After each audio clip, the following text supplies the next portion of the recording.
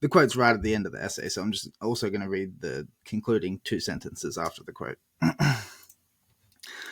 We may get some idea of the change in perspective that may occur in our reading and interpretation of the philosophical works of antiquity when we consider them from the point of view of the practice of spiritual exercises.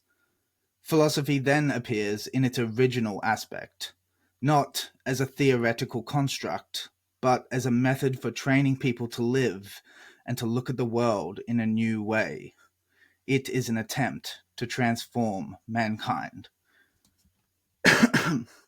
So that's the quote, and then the it's just one sentence actually. Afterwards goes, living philosophy, which is true philosophy, is an embodied spiritual practice that entails a way of being rooted in the world, and therefore implies a mode of relationship with the great mystery which one follows through on and manifestly inhabits. Amen. Yeah, and that's, I feel like that's a really great expression of what you were talking about in terms of spirituality, in terms of feeling at home and having that sense of connectedness and relationality with the greater of which you are a part, and that attempt to sync up with that and harmonize with it. I think that's spot on. Yeah. No, well said. And I would draw in some Vervaeke here too, because I think what John Vervaeke has gotten into with his explorations of wisdom is very analogous to this, right? It's sort of like, what are your orienting modes that lead to a reciprocal opening, right?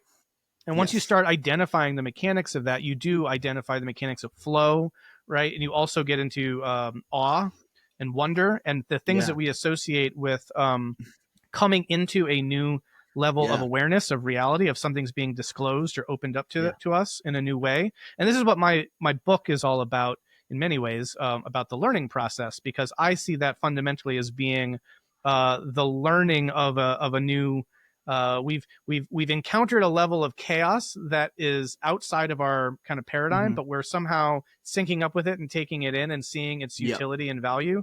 And this it's empowering to us, and it is also it is consequent. What would you say? It's coincident with experiences of awe and wonder and a sense of insight.